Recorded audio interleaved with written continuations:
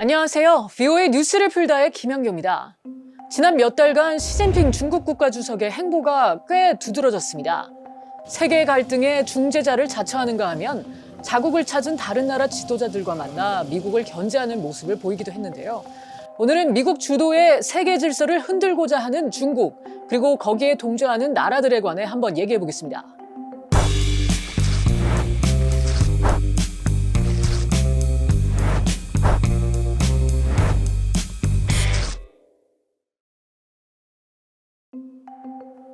브라질과 러시아, 인도, 중국, 남아프리카 공화국으로 구성되어 있는 신흥 경제대국의 모임 브릭스가 세계 기축통화로서의 미국 달러의 역할에 도전할 수 있는 새로운 글로벌 통화를 개발하기 위해 박차를 가하고 있습니다. 우크라이나를 침공한 러시아에 대한 국제사회의 제재로 달러에 대한 의존을 줄이고자 하는 의도도 있지만 다른 통화, 특히 중국 위안화의 국제적 역할을 키우려는 의도도 있습니다. 동시에 브릭스의 규모를 확장하려는 움직임도 엿보입니다. 현재 브릭스에 공식, 비공식으로 가입을 요청한 나라가 19개 나라에 달하는 것으로 전해지고 있는데 사우디아라비아와 이란, 아르헨티나, 아랍에미리트, 알제리, 이집트, 바레인, 인도네시아, 그 밖에 몇몇 아프리카 국가들도 거론됩니다. 만약 이게 현실화한다면 브릭스는 최대 24개 나라의 모임이 되는 겁니다. A lot of countries now in these moments trying to find a way out of the dollar to make commerce. For example, India, Saudi Arabia, Iran, Venezuela, and Brazil now in the same way. 지난달 중국을 방문한 루이스 이나시우 룰라 다시우바 브라질 대통령도 여기에 힘을 실었습니다.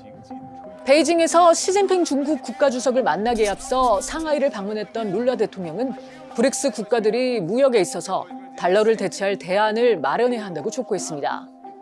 룰라 대통령의 발언은 특히 브릭스 국가들이 설립한 신개발은행을 방문한 자리에서 나와 그 의미가 더 도드라졌습니다.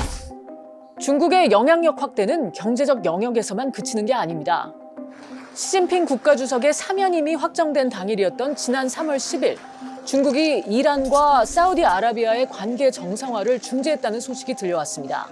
2016년 두 나라의 외교 관계가 단절된 이후 7년 만인데요. 세계를 놀라게 한 이 일은 중국이 중동에서 미국의 우위에 도전한 것이라는 분석이 나왔습니다. That would be something very of tremendous value to Chinese reputation and to Chinese prestige. So it marks the beginning of China playing a global leadership role, which used to be solely played by the United States. 중국의 중재 활동은 여기서 그치지 않았습니다. 시 주석은 블라디미르 푸틴 러시아 대통령을 만나 우크라이나 분쟁 해결을 중재하겠다는 의사를 표명했고 실제로 4월 말 볼로디미르 젤렌스키 우크라이나 대통령과 통화했습니다. 시 주석은 또 우크라이나에 중국 특사를 파견해 중국이 우크라이나 전쟁에 관한 중재 외교에 본격적으로 나서겠다는 의지를 내비쳤습니다. 이런 가운데 지난달 프랑스의 에마뉘엘 마크롱 대통령의 중국 방문도 눈길을 끌었습니다. 당초 방문 취지는 우크라이나 전쟁을 시작한 러시아에 대한 중국의 압박 필요성을 강조하기 위한 것이라고 설명했지만 결과는 미국 그리고 최근 미국에 대한 동조, 협력 움직임이 한층 강화된 유럽연합에서 벗어난 프랑스의 독자 행보를 강조했다는 지적입니다. 무엇보다 타이완 문제와 관련한 마크롱 대통령의 발언이 논란을 일으켰습니다. 타이완 문제와 관련해 유럽이 관여할 문제가 아니라고 말한 겁니다. 그러면서 유럽은 미국을 무조건 추종할 것이 아니라 전략적 자율성을 구축해야 한다고 말했죠. President Macron's visit to China, where he seemed to suggest that perhaps there was rather a difference in France's position, perhaps more broadly Europe's position on China compared with that of the United States. 하지만 마크롱 대통령의 발언은 중국을 민주주의 세계에 대한 체계적인 위협으로 보고 우려하는 유럽의 많은 국가로부터 질책에 가까운 비판을 받았습니다. 이후 논란이 일자 마크롱 대통령은 타이완에 대한 프랑스와 유럽의 입장은 동일하다고 해명하는 일이 벌어지기도 했죠. Buying up so much Russian energy by re-emphasizing the close ties between President Xi and President Putin, that's really been an indication of support. And I think that's been quite a shock for some European countries. and is encouraged them to think that China itself can pose a significant threat to their own interests. 그런데 마크롱 대통령의 이런 행보와 발언은 과거 프랑스의 다른 지도자들에게서도 보였던 행보와 비슷하다는 분석이 많이 나왔습니다.